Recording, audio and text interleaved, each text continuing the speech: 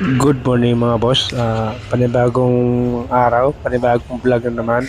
Ah, Nandito tayo ngayon sa third floor ng Uniglo kung saan tayo dito gumagawa mga boss. Ayan, silipin natin ngayon si Kuya Paul nagtatalis sa entrance. Ayan. Ito pala mga boss yung update ko ngayon dito sa ceiling. May takip na pala to. Ginagamit namin takip ay Gibson board. Tapos yung pinaka-kublight mga boss ay hindi na po ang ginagamit namin para mas madali kabit.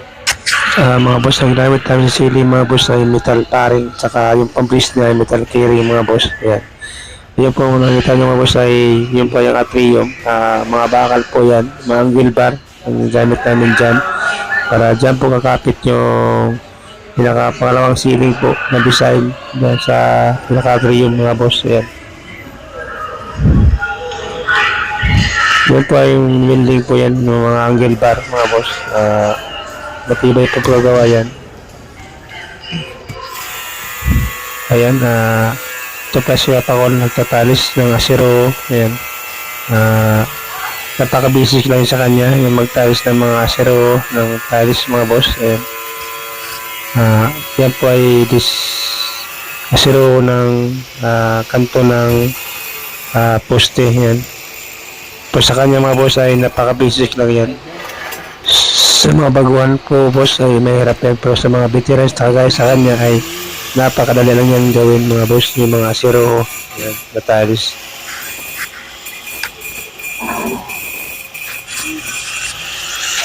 Ay mga boss, kung nagustuhan mo ang aking video ay subscribe lang boss sa aking YouTube channel at pakapilot ang notification bell para lagi updated mga boss ang mga bagong video.